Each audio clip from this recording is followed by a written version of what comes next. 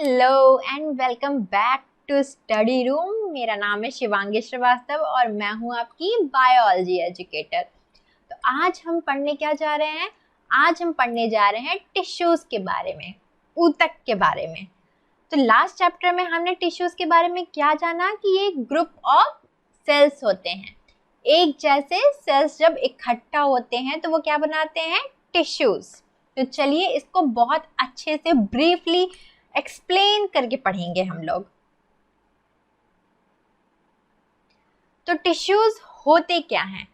जब एक जैसे दिखने वाले सेल्स, जब एक जैसे फंक्शन करने वाले सेल्स को इकट्ठा किया जाता है तो उसके ग्रुप को, उसके समूह को टिश्यूज कहते हैं। क्या कहते हैं? टिश्यू कहते हैं। अब ऐसा तो नहीं हो सकता कि मैं अपने बाल से एक सेल निकालूं, फिर अपने स्किन से एक सेल निकालूं, अपने नेल से एक सेल निकालूं और उसे कलेक्ट करके एक जगह रख दूं और बोलूं कि ये टिश्यू है। ऐसा नहीं होता। टिश्यूज जो होते हैं ना, एक जैसे सेल्स, जैसे मैंने स्किन से सेल्स निकाले ढेर सारे, ठीक, उन्हें एक जगह रख दिया तो उनके जो ग्रुप होगा, उसका जो कलेक्शन होगा उसे हम टिश्यूज कहेंगे। ठीक है। तो एक जैसे दिखने वाले सेल्स मतलब जो स्ट्रक्चरली सिमिलर हों, जिनका फंक्शन सेम हो और जिनका ओरिजिन सेम हो। मतलब अगर वो स्किन से निकाले गए हैं तो वो उनका ओरिजिन क्या होगा? स्किन। तो एक जगह से निकाले हुए, ठीक है, उन्हें हम क्या कहेंगे? उन्हें हम टिश्यू कहेंगे। तो हम कैसे डिफाइन करेंगे टिश्यूज को, कैसे परिभाषित करेंगे? तो ऊतक कोशिकाओं का एक समूह है जो संरचना और कार्य में एक समान होता है, जो स्ट्रक्चर, फंक्शन और ओरिजिन में एक जैसा होता है। ठीक है। तो चलो आगे बढ़ेंगे हम। ये देखो, ये क्या है? ये एक सेल है ना? ये जो आपको दिख रहा है ये क्या है? एक सेल है। और जब हम एक जैसे इसी की तरह ढेर सारे सेल को एक साथ रख देंगे तो वो क्या बनाएगा? वो टिश्यू बनाएगा। ठीक है। और इसका देखो, आप देखो कि ये एक जैसे सारे के सारे सेल एक जैसे दिख रहे हैं और इनका फंक्शन भी सेम होगा। जैसे अगर हम इंटेस्टाइन का सेल ले लें, ठीक है, वहां से ढेर सारे सेल निकाल लें और एक जगह रखें तो उनका क्या काम होगा? फूड को एब्जॉर्ब करना, डाइजेस्ट करना। ठीक है। हम अपनी न्यूरॉन्स को ले लें तो न्यूरॉन्स के कलेक्शन को लेकर आए, उनका क्या काम होगा? मैसेज ट्रांसफर करना, है ना? तो सारे के सारे सेल्स जो न्यूरॉन्स के हुए, जो हमारे नर्वस टिश्यूज के हुए या फिर जो हमारे इंटेस्टाइन के हुए, वो एक ही काम करेंगे, एक जैसे ही काम करेंगे। ठीक है। तो उन्हें ही हम टिश्यू कहेंगे। ऐसा नहीं है कि यहाँ न्यूरॉन से एक सेल, न्यूरॉन ले लिया, एक मसल सेल ले लिया और दोनों को एक साथ रख दिया और कह दिया कि ये टिश्यू है। ऐसा नहीं होगा। ठीक है। क्योंकि दोनों की वर्किंग भी अलग है, दोनों दिखते भी अलग जैसे हैं, है ना? तो टिश्यूज क्या होगा? एक जैसे दिखने वाले सेल जिनका फंक्शन एक ही होगा, जिनका फंक्शन एक जैसा होगा, जिनका ओरिजिन भी एक ही होगा। टिश्यू क्या है? इसमें यही आपको एक्सप्लेन किया गया है कि आखिर ये टिश्यू है क्या। तो क्या बताया मैंने कि एक समान होता है, एक कोई स्पेशल वर्क के लिए होता है, विशेष कार्य पूरा करने के लिए ये आपस में मिलाए जाते हैं। ठीक है। अब हमें मैसेज भेजना है तो एक सेल, कहते हैं ना, एक से ज़्यादा यूनिटी में ताकत होती है। अगर बहुत सारी चीज़ें आपस में मिल जाएं तो ताकत बढ़ जाती है। उसी तरह समझिए कि एक सेल जब ढेर सारे सेल से मिल जाता है तो उसकी ताकत भी बढ़ जाती है। तो वो एक जैसे दिखने वाले सेल को एक जगह इकट्ठा करके हम स्पेशल फंक्शन, उनको स्पेशल टास्क दे देते हैं और वो उसे परफॉर्म करते हैं। तो एक जैसे स्ट्रक्चर वाले सेल्स जिनका फंक्शन सेम हो उन्हें हम टिश्यू कहेंगे। ठीक। जैसे ये आपका न्यूरॉन है, ठीक। अब न्यूरॉन के कलेक्शंस को हम क्या कहेंगे? Nervous tissues. ठीक। उनका काम क्या होगा? मैसेज ट्रांसफर करना। उसी तरह प्लांट में क्या होता है? वस्कुलर टिश्यूज होते हैं। वो क्या करते हैं, वो वाटर या फिर फूड को ट्रांसफर करते हैं, यहाँ से वहां लेके जाते हैं। अब क्वेश्चन है आपके लिए कि क्या पौधे और जंतु एक तरह की ऊतकों से बने होते हैं? तो आप खुद सोचिए, जो पौधा होता है वो एक ही जगह खड़ा रहता है, वो स्थिर होता है ना, उसमें कोई गति नहीं होती, मतलब फिजिकल मूवमेंट नहीं होता, वो यहाँ से वहां नहीं जाता। तो उसका जो टिश्यू होगा, उसका मेन मोटिव क्या होगा, मेन फंक्शन क्या होगा, उसे स्ट्रक्चरल स्ट्रेंथ प्रोवाइड करना, मैकेनिकल स्ट्रेंथ देना, ताकि वो अच्छे से एक जगह पे एकदम डट के खड़ा हो सके। जबकि जो एनिमल्स होते हैं, जो जंतु होते हैं, वो क्या करते हैं, वो एक जगह से दूसरी जगह मूव करते हैं, कभी खाने के लिए, कभी घर के लिए, है ना, अनेकों रीजन होते हैं जिसकी वजह से वो एक जगह से दूसरी जगह चलते हैं। तो उन्हें क्या चाहिए होता है, उन्हें प्लांट के कंपैरिजन में एनर्जी ज्यादा चाहिए होता है ना, तो उनके टिश्यूज जाहिर सी बात है थोड़ा अलग होंगे। अब जो पौधों के टिश्यूज होते हैं वो क्या होते हैं, जिंदगी भर मतलब जीवन भर विभाजित होते रहते हैं, डिवाइड होते रहते हैं, और वो ना एक पर्टिकुलर लोकेशन पर ही लिमिटेड होते हैं, सीमित होती हैं। ठीक है, अब जैसे रूट में या स्टेम में वो टिश्यूज होते हैं जो परमानेंटली डिवाइड होते रहते हैं, ग्रोथ के लिए होते हैं। जबकि ह्यूमंस में जबकि एनिमल्स में, जंतु में ऐसा नहीं है। वो ऐसा नहीं है कि कहीं ग्रोथ हो रहा है कहीं नहीं हो रहा है। तो क्या होता है, उसमें यूनिफॉर्मली वो डिवाइड होते हैं, एक जैसा वो डिवीजन हो रहा होता है। ठीक है, अब क्या है, जैसा कि मैंने बताया कि जो एनिमल्स हैं वो यहाँ से वहाँ मूव करते हैं, जाहिर सी बात है उन्हें एनर्जी की ज़्यादा ज़रूरत होगी। ठीक है, तो उनके ऊतक भी उसी प्रकार के होंगे जो इस चीज़ में उन्हें सपोर्ट कर सके। उनकी जो ग्रोथ होती है, वृद्धि होती है, वो एक रूप में होती है, समान होती है। ऐसा नहीं होता प्लांट्स की तरह कि कहीं कहीं ग्रोथ हो रही है। ठीक है, उनकी लोकेशन पे वो लिमिटेड नहीं है, किसी पर्टिकुलर लोकेशन पे वो लिमिटेड नहीं है। ऐसा नहीं है कि रूट और स्टेम में ही है, वो तो पूरी बॉडी में एनिमल्स की यूनिफॉर्मली ग्रोथ हो रहा होता है, एक जैसा ग्रोथ हो रहा होता है। ठीक है, वो किसी पर्टिकुलर लोकेशन पर लिमिटेड नहीं होता। ये देखो, ये एनिमल टिश्यूज कुछ इस तरीके से दिखाई देते हैं। अलग अलग टिश्यूज भी होते हैं उसमें, ये हम आगे पढ़ेंगे कि एनिमल्स में कितने टाइप्स के टिश्यू हैं। ठीक है, पहला क्वेश्चन आपके लिए क्या है कि ऊतक क्या है, टिश्यूज क्या हैं, बताइए आप। तो tissues is a collection of cell which have similar function, structure and they have same origin। मतलब कि ये समूह है उन कोशिकाओं का जिनका स्ट्रक्चर, जिनका फंक्शन एक जैसा हो, एक समान हो, और उनका ओरिजिनेशन मतलब उनकी उत्पत्ति एक जगह से हो। ठीक है, चलो दूसरा क्वेश्चन है कि बहुकोशिक जीवों में मतलब मल्टी सेलुलर ऑर्गेनिज्म में ऊतकों का क्या उपयोग है। तो क्या करते हैं टिश्यूज, ये एक स्ट्रेंथ प्रोवाइड करते हैं। क्या करते हैं, एक स्ट्रेंथ प्रोवाइड करते हैं। अब जैसे न्यूरॉन्स हैं आपस में कलेक्ट होकर क्या करेंगे, नर्वस टिश्यूज बनाएंगे, जो क्या करेगा, मैसेज को ट्रांसफर करेगा यहाँ से वहाँ, है ना। तो एक मैकेनिकल एक स्ट्रेंथ प्रोवाइड करती है ये बॉडी को। उसी तरह प्लांट्स में क्या है, प्लांट्स में जो हमारे वस्कुलर टिश्यूज हैं, ठीक है, ये जो वस्कुलर टिश्यूज हैं उनका काम क्या होता है, कंडक्शन करना, सर्कुलेशन करना, किस चीज का, वाटर का, फूड का, मिनरल्स का।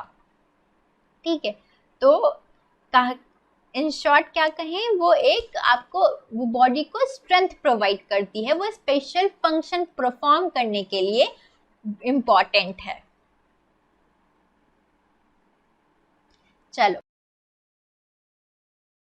प्लांट ऊतक, प्लांट टिश्यूज की मतलब पादप ऊतक की क्या है। अब जो हमारी प्लांट की टिश्यूज होती हैं ना, वो दो टाइप की होती हैं। कौन कौन सी, एक होती है मेरिस्टेमेटिक मतलब विभज्योतक ऊतक और दूसरी होती है परमानेंट स्थायी ऊतक। ठीक है, अब जब हम मेरिस्टेमेटिक टिश्यूज की बात करते हैं ना, तो याद रखना ये उन जगहों पर होती है जहां पे ग्रोथ हो रहा होता है। क्या है? ग्रोथ हो रहा होता है, चल रहा होता है। और परमानेंट टिश्यूज वहां होती हैं जहां पर ग्रोथ हो चुकी होती है। ठीक है, मतलब जहां ग्रोथ होकर रुक चुकी होती है, खत्म हो चुका होता है ग्रोथ। तो क्या होगा? मेरिस्टेमेटिक टिश्यूज वहां होती हैं जहां पर ग्रोथ हो रहा होता है, और परमानेंट वहां होती हैं जहां पर ग्रोथ हो चुका होता है। ठीक है, चलो ये देखो, ये जो पहला एग्जाम्पल है वो दिखा रहा है कि ये जो मेरिस्टेमेटिक टिश्यूज हैं वो कैसे डिवाइड हुई हैं, कहाँ कहाँ हैं। और जो ये परमानेंट टिश्यूज हैं वो आपको दिखा रहे हैं इनके टाइप्स क्या हैं और वो कहाँ कहाँ, ये हम अच्छे से आगे पढ़ेंगे। चलो सबसे पहले हम पढ़ेंगे मेरिस्टेमेटिक टिश्यूज। तो जो मेरिस्टेमेटिक टिश्यूज हैं वो क्या है? वो वहां होती हैं जहां पर ग्रोथ हो रहा होता है प्लांट में।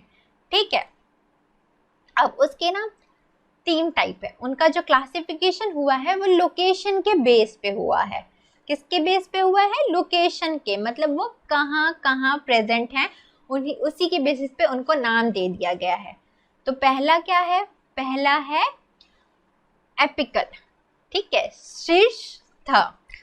दूसरा है लेटरल, पार्श्व। और तीसरा है इंटर अंतर्वृष्ट। ठीक है, तो किस में डिवाइड है ये? एपिकल में, जिसे हम कहेंगे शीर्षस्थ, इंटरकैलरी अंतर्वृष्ट, और लेटरल में जो होगा पार्श्व। अब चलो इनके नाम तो हमने जान लिया, इनका काम क्या है। तो जो ये एपिकल मेरिस्टेम है, ये क्या होता है? ये टिप पे प्रेजेंट होता है। ये शूट और रूट के ना टिप पे प्रेजेंट होता है। एपिकल एपेक्स से आया है। एपेक्स क्या होता है? टिप। जैसे मैं ये बात कर रही हूँ, मेरी उंगली है, इसका टिप क्या है? इसका टिप ये है ना। उसी तरह ये शूट, मतलब प्लांट का जो स्टेम रीजन है, जो मिट्टी के ऊपर दिखता है, वो हम शूट कहते हैं। और जो मिट्टी के नीचे होता है वो रूट होता है ना, जड़ होती है। तो उसके टिप पर प्रेजेंट होता है ये टिश्यूज। कहाँ प्रेजेंट होता है? टिप पर। और काम क्या है इसका? इसका काम है प्लांट की हाइट को बढ़ाना, रूट की हाइट, लेंथ को इंक्रीज करना। क्या काम है? लेंथ इंक्रीज करता है ये। ठीक है, अब बात करते हैं लेटरल की, पार्श्व की। उसका क्या काम है? देखो वो साइड में प्रेजेंट होता है प्लांट के। देखो दिख रहा है ना, ये साइड में जो प्रेजेंट है ना, इससे हम कहते हैं लेटरल। क्या कहेंगे? लेटरल। और इसका क्या काम है? इसका काम है चौड़ाई बढ़ाना। जो ये हमारे पेड़ पौधे होते हैं ना, उनकी जो चौड़ाई होती है, उनकी जो मोटाई है ना, वो लेटरल की वजह से है। ठीक है, उसके बाद आता है इंटरकैलरी। तो ये कहाँ प्रेजेंट नोड है। क्या है ये? नोड, जहां से लीव्स निकलते हैं, है नया पार्ट निकलता है। ये देखो, ये भी एक नोड है। इनके बीच में जो स्पेस होता है ना, उससे हम कहते हैं इंटरनोड। क्या कहते हैं? उससे हम कहते हैं इंटरनोड। ठीक, इंटरनोड की करेगा, इंटरनोड की लेंथ को इंक्रीज करेगा। ठीक है, तो जो मेरिस्टेमेटिक होती है वो कहाँ होती है? वो ऐसे रीजन में होती है प्लांट के जहां पर ग्रोथ हो रहा होता है, जहां पे जो सेल्स हैं वो डिवाइड हो रही होती हैं। ठीक, एक पर्टिकुलर, तो वहां पर ये होता है। कितने तरह होता है? कौन कौन सा? Apical, late. एपिकल का काम क्या है? लेंथ इंक्रीज करना, रूट का, शूट का। और इंटरकैलरी का काम क्या है? लेटरल का काम क्या है? प्लांट की मोटाई या चौड़ाई।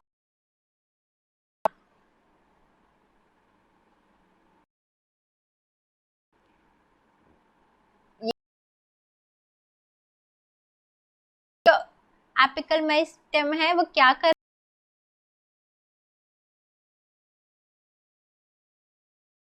है, वो क्या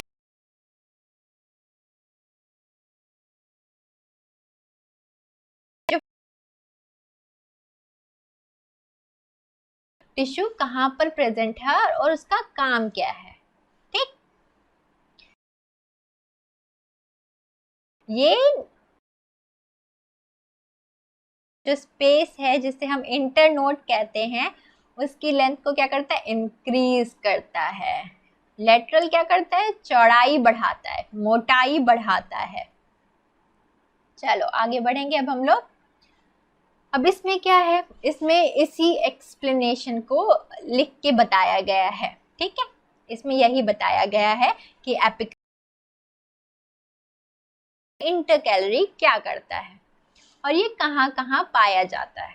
ठीक है, तो एपिकल कहाँ कहाँ पाया जाता है, रूट और शूट के टिप पे, मतलब जड़ एवं तनों की वृद्धि। देख रहे हो आप प्लांट के है ना साइड, और इंटरकैलरी बीच में जो स्पेस होता है ना इंटरनोड, उसकी क्या करता है, लेंथ को इंक्रीज करता है। और कहाँ पाया जाता है, वो नोड के पास पाया जाता है। अब मैंने बता तो दिया आप लोगों को, लेकिन आप क्या मेरे बताने पे विश्वास कर लोगे, नहीं ना। तो उसके लिए कुछ एक्सपेरिमेंट तो परफॉर्म करोगे, देखोगे कि मैं जो बोल रही हूँ वो सही भी है कि नहीं है। तो इसके लिए एक एक्सपेरिमेंट है जो डिजाइन किया गया है। इसमें क्या किया गया है कि शीशे की जार ले लो,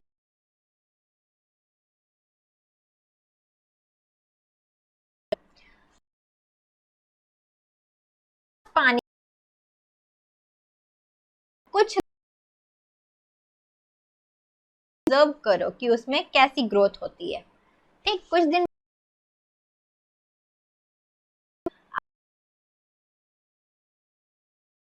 उसकी कितनी लंबाई, दूसरे दिन तक आप उसकी जड़ों की लंबाई नाप कर लिख लो। ठीक है, जो उसका जो प्याज है उसकी जड़ से उसके रूट टिप क्या कर लो, उसका रूट टिप। ठीक,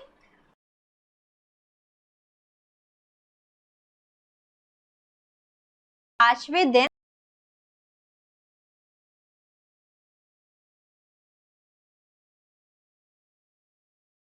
और लिखते चलो। ठीक है, कि 5वें दिन कितना है, ग्रोथ को नाप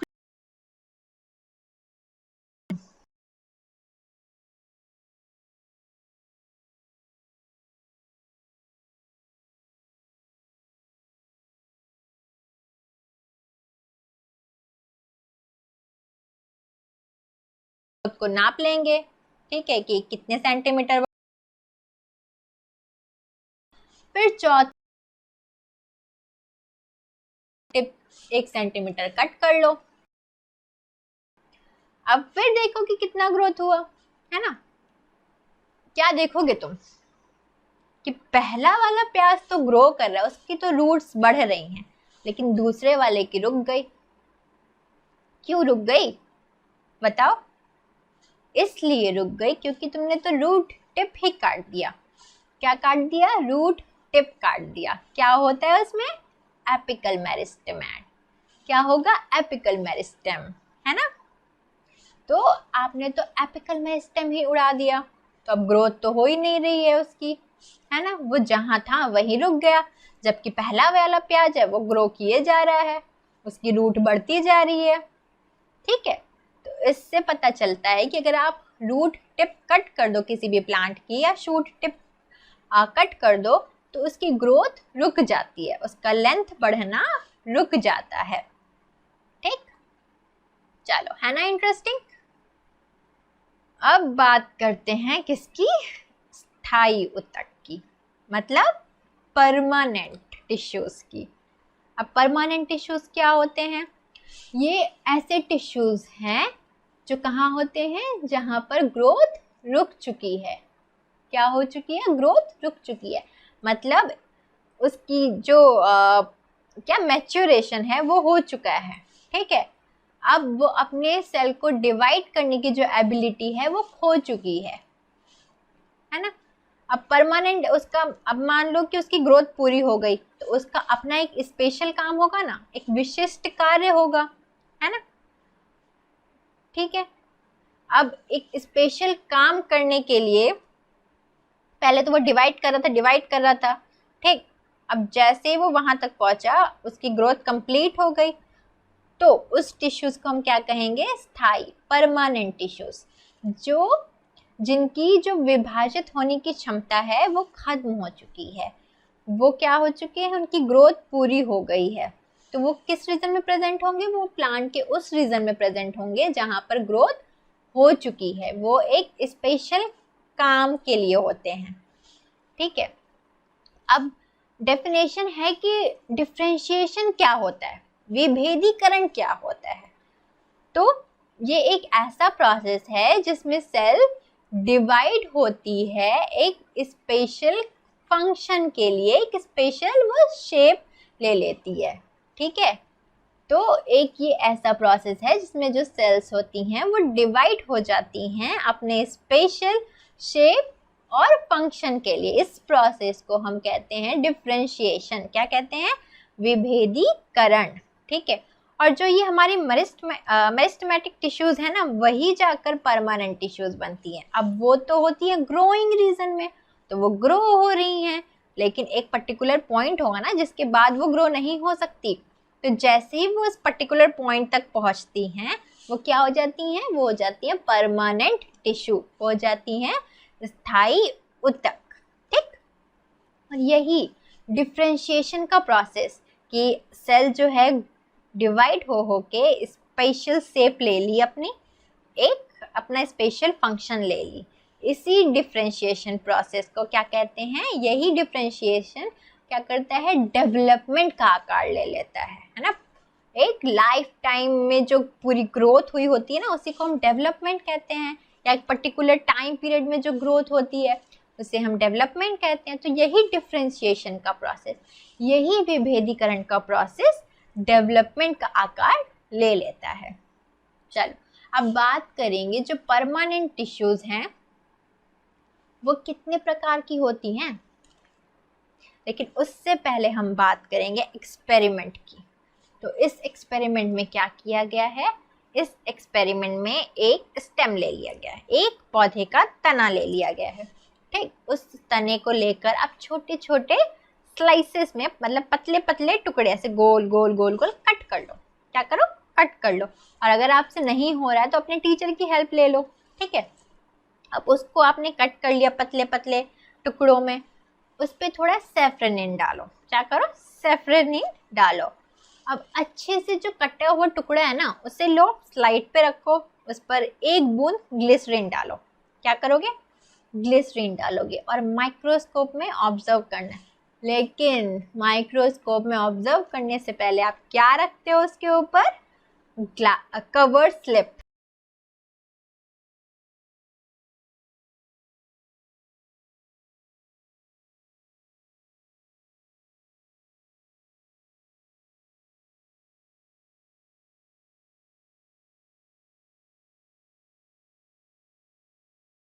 जाहिर सी बात है, स्ट्रक्चर अलग है तो उसका फंक्शन भी अलग अलग होगा। ठीक है, तो क्या देखेंगे आप? अलग अलग आकार की कोशिकाएं नजर आएंगी जिनका अलग अलग संरचना होगा, मतलब स्ट्रक्चर होगा। ठीक, अब अलग अलग स्ट्रक्चर है तो अलग अलग फंक्शन भी है। ठीक है, तो इस एक्सपेरिमेंट से हम सेल हम ऑब्जर्व करेंगे कि किस किस टाइप्स के हमें सेल दिखाई दे रहे हैं उस तने में। चलो आगे बढ़ेंगे। अब हम बात कर रहे हैं फिलहाल तो प्लांट टिश्यूज की। अब प्लांट टिश्यूज कितने टाइप्स के होते हैं? मेरिस्टेमेटिक और परमानेंट। मेरिस्टेमेटिक कितने टाइप के होते हैं? बेस्ड ऑन लोकेशन वो 3 टाइप के होते हैं। कौन कौन से? एपिकल, लेटरल, इंटरकैलरी, है ना। और कहाँ होते हैं? ग्रोइंग रीजन ऑफ प्लांट्स में। जबकि जो परमानेंट होते हैं वो कहाँ होते हैं, जहाँ पर ग्रोथ हो चुका है, ठीक है, जहाँ पर ग्रोथ हो चुका है, ऐसी जगह जो लूज कर चुकी है अपनी एबिलिटी डिवाइड होने की, तो वहां पे क्या होगा, परमानेंट टिश्यूज। अब परमानेंट टिश्यूज ना दो टाइप के होते हैं, एक तो होता है सिंपल, दूसरा होता है कॉम्प्लेक्स। सिंपल यानी कि सरल, कॉम्प्लेक्स मतलब थोड़ा जटिल होगा, ये पढ़ना इतना जटिल नहीं होगा लेकिन नाम याद रखना जटिल हो सकता है, तो ऐसे भी आप याद रख सकते हैं, ठीक है। तो दो टाइप्स कौन से, सिंपल और कॉम्प्लेक्स, मतलब सरल और जटिल। चलो सबसे पहले हम बात करेंगे सिंपल की। सिंपल क्यों कह रहे हैं इसको, देखो ये एग्जाम्पल है सिंपल और जटिल का। तो सिंपल में कौन कौन से हैं, पैरेन्काइमा, कोलेन्काइमा, स्केलेन्काइमा। हाँ नाम थोड़े लंबे हैं, याद करने में थोड़ा सा दिक्कत हो सकता है अब, लेकिन क्या करें, याद तो करना पड़ेगा। पैरेन्काइमा, ठीक है, मृदु तक, ये सब में तक तक तो है, मृदु तक। फिर कोलेन्काइमा, इसको कहते हैं स्थूल कोण, क्या कहेंगे, स्थूल कोण। फिर होता है स्क्लेरेन्काइमा, दृढ़ उतक। और फिर है कॉम्प्लेक्स परमानेंट टिश्यूज, ये दो टाइप के होते हैं, कौन से, फ्लोएम और जाइलम। चलो अब हम इनको थोड़ा अच्छे से पढ़ेंगे, ठीक है। जैसे मैंने आपको बताया जो सरल होता है, जो सिंपल है ना, वो एक जैसे सेल्स से मिलकर बना है, होमोजेनस है। होमोजेनस कहने का मतलब एक जैसे सेल्स का ग्रुप होता है ये, ठीक है। अब ये तीन तरीके का है, पैरेन, कोलेन और स्क्लेरेन्काइमा। सबसे पहले हम पढ़ेंगे पैरेन्काइमा। देखो ये कुछ ऐसा दिखाई देता है, ठीक है। अब सबसे पहले हम पढ़ेंगे पैरेन्काइमा के बारे में, ठीक है। ये क्या होती है, सबसे बड़ी बात आप याद रखो, जब भी आप पैरेन्काइमा का नाम सुनो तो आप ये याद रखो कि उनकी फंक्शन जो है वो सब में सेम ही होगा, ठीक है, क्योंकि आगे भी आप इसका नाम सुनोगे। तो इसका फंक्शन, मेन फंक्शन होता है फूड स्टोरेज का, किसका, फूड स्टोरेज का। तो पैरेन्काइमा फूड स्टोर करता है प्लांट के लिए, ठीक है। और ये जो जिसकी बात कर रहे हैं फिलहाल, ठीक है, सिंपल पैरेन्काइमा की, वो फूड स्टोर करेगा और मैकेनिकल सपोर्ट देगा प्लांट को, ठीक है, मैकेनिकल सपोर्ट देगा।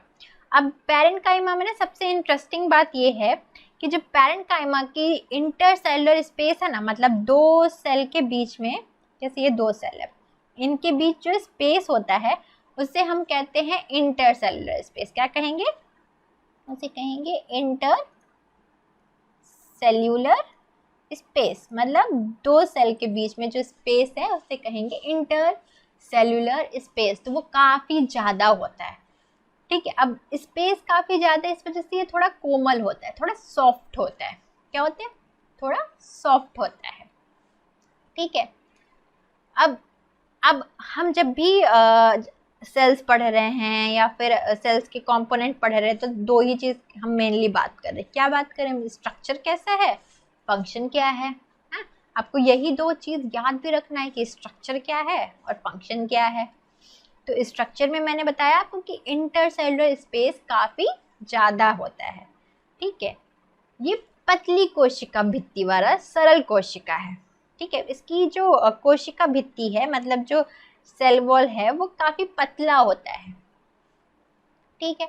इंटरसेलुलर स्पेस ज़्यादा होता है, इसकी वजह से ये थोड़ा सॉफ्ट होता है, ठीक। अब इसका फंक्शन क्या है, फूड स्टोर करता है, मैकेनिकल सपोर्ट प्रोवाइड करता है, ठीक है। अब ये पैरेन्काइमा ना, इसके दो और प्रकार हैं, दो और टाइप हैं। क्या टाइप है, एक तो है क्लोरेन्काइमा, ठीक, क्या है, एक ये क्या, क्लोरेन्काइमा, ठीक, हरित उत्तक। अब क्लोरेन्काइमा वो पैरेन्काइमा है जिसके अंदर क्या होता है, क्लोरोफिल होता है, ठीक, जिसके अंदर क्लोरोफिल होता है। अब ये क्या करता है, ये सनलाइट को एब्जॉर्ब करने का काम करता है ना, फोटोसिंथेसिस में क्लोरोफिल का रोल होता है। तो ऐसा पैरेन्काइमा जिसके पास क्लोरोफिल होगा उसे हम कहेंगे क्लोरेन्काइमा। कोलेन्काइमा के साथ कंफ्यूज मत हो जाना इससे। तो क्लोरेनकाइमा। ठीक है, अब दूसरा कौन सा टाइप है? दूसरा है एरेनकाइमा। अब एरेनकाइमा भाई क्या होता है? एक्वेटिक प्लांट्स देखा है, ऐसे प्लांट जो पानी में रहते हैं, वो क्या करते हैं, पानी में तैरते रहते हैं ना, ऊपर तैर रहे होते हैं। अब अंदर डूबे हुए तो नहीं रहते, अब वो तैर रहे होते हैं तो उनके पास होता है एक एयर स्पेस। क्या होता है? Air space. ऐसा पैरेन्काइमा जिनके पास एयर स्पेस है उसे हम कहेंगे एरेन्काइमा। क्या कहेंगे? एरेन्काइमा। और वो क्या करता है? वो प्लांट को फ्लोट करने में हेल्प करता है। ठीक, प्लांट को तैरने में हेल्प करता है। तो क्या पढ़ा हमने पैरेन्काइमा के बारे?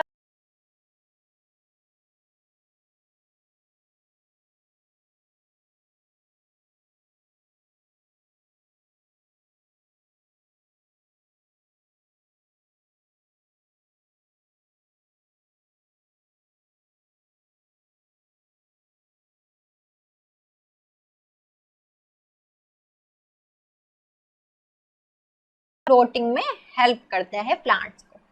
चलो बहुत अच्छे, अब आगे पढ़ेंगे।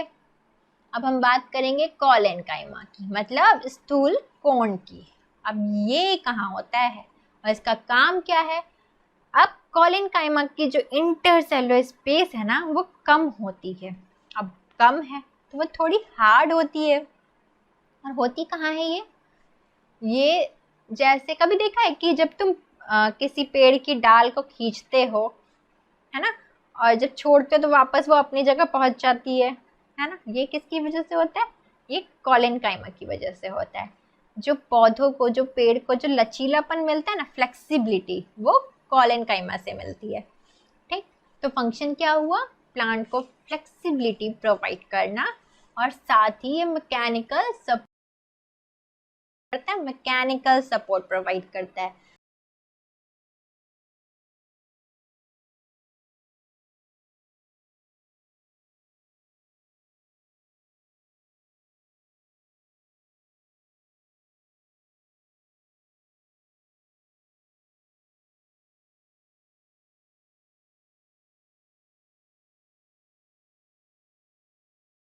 ये हमारा पौधा है।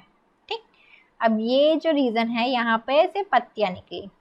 ठीक, यहाँ पे से क्या हुई? पत्तियां निकली। रीजन है ना, ये इसको कहते हैं हम स्टॉक। क्या कहेंगे? स्टॉक। यहाँ पे प्रेजेंट होता है हमारा कॉलेनकाइमा। देखा होगा आपने, पत्तियां तो आसानी से टूट जाती हैं, लेकिन जो आगे का हिस्सा होता है ना, आप कितना भी मोड़ लो, आपको थोड़ा हाँ प्रेजेंट होता है, और लचीला भी ये काफी होता है ना।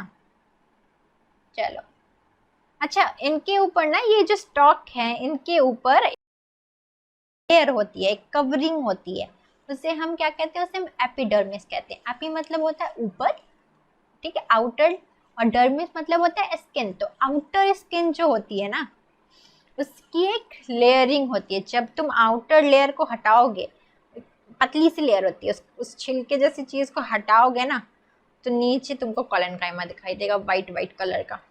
ठीक, चलो अब हम आगे। Simple tissue, simple permanent tissue क्या था? स्क्लेरा।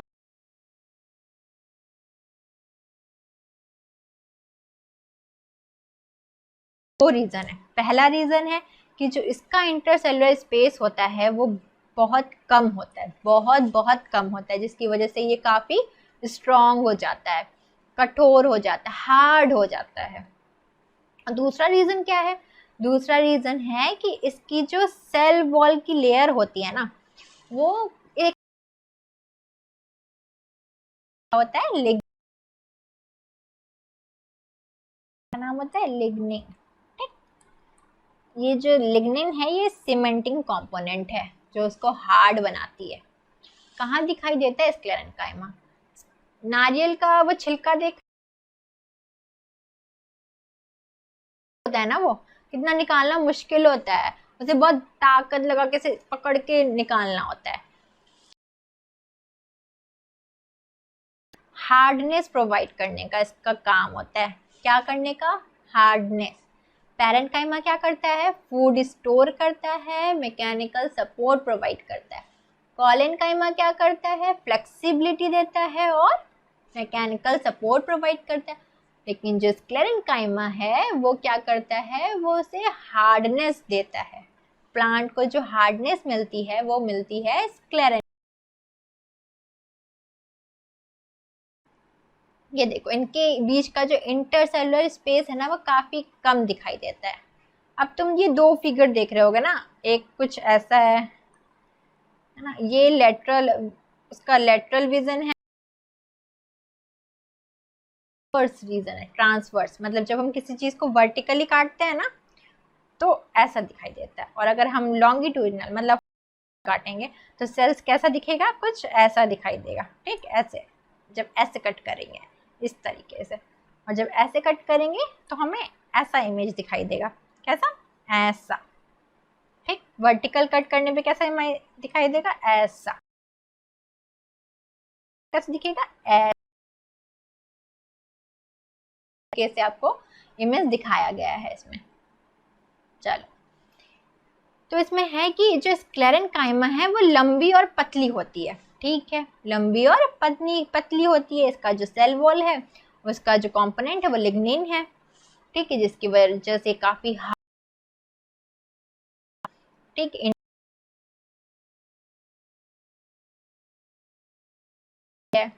ठीक है, ये जो तुम्हारा वस्कुलर बंडल्स हैं उसके पास होती है, पत्तियों के शिराओं पे होती है, या फिर बीज या फल के ऊपर जो कवरिंग होती है ना, छिलका होता है, उसमें होती है। ये क्या करती है? ये मजबूती, हार्डनेस प्रोवाइड करती है। ठीक है, चलो आगे बढ़ेंगे हम। ये देखो, ये फिर से एक एक्सपेरिमेंट है। इसमें क्या किया गया? रियो लिया गया है पौधा, जिसकी हमने पत्ती ले ली। ठीक, अब उसकी पत्तियों को ना हमें क्या करना है? थोड़ा दबाकर इस तरह से तोड़ना है कि उसका छिलका अलग हो जाए। ठीक है, अब छिलका अलग हो गया, उसमें एक पेट्री डिश लो। पेट्री डिश ना कुछ कटोरी जैसा, मतलब ऐसा होता है। ठीक, कुछ ऐसा दिखता है पेट्री डिश, कटोरी जैसे आकार में होता है, गोल। ये तो मैंने थोड़ा स्क्वायर शेप, रेक्टेंगल शेप दे दिया, बट थोड़ा वो गोल होता है। उसमें पानी भर लो, पानी भर के क्या करो? उसमें उस छिलके को रख दो। ठीक, फिर उसमें क्या मिलाना है? हमें सैफ्रोनेट डालना है। ठीक है, फिर कुछ 2 मिनट रखो, फिर उसे स्लाइड पे रख के कवर स्लिप लगा के माइक्रोस्कोप के अंदर देखो। जब तुम देखोगे तो क्या दिखेगा? उसकी जो लेयर है ना, आउटर लेयर, वो दिखाई एपिडर्मिस। अब हम इतनी एपिडर्मिस की बात कर रहे हैं, जगह जगह की लेयरिंग होती है, लेयर होता है वो एपिडर्मिस का होता है। वो होता क्या है, क्यों होता है? फंक्शन की बात करना तो बहुत इंपॉर्टेंट है। एपिडर्मिस बेसिकली एक प्रोटेक्टिव लेयर है। वो प्लांट्स को ना बाहरी इन्फेक्शन से बचाती है। बैक्टीरिया, इंसेक्ट या कोई भी और जो भी एनवायरमेंटल स्ट्रेस है उससे प्लांट को बचाती है, कवर किए रखती है। किसी भी तरीके की सड़न से भी बचाती है, पानी का सड़न हुआ या किसी भी तरीके का सड़न हुआ। कभी कमल का पौधा कमल देखा है? कमल के पत्ते देखे हैं कैसे उस पे पानी जो है वो मोतियों की तरह इकट्ठी होती है ना? तो उसकी वो एपिडर्मिस की वजह से, क्या? एपिडर्मिस की वजह से जो पानी है वहां पे मोती जैसे दिखती है, वो एब्जॉर्ब नहीं हो जाती, वो वहीं पर अलग से दिखाई देती है।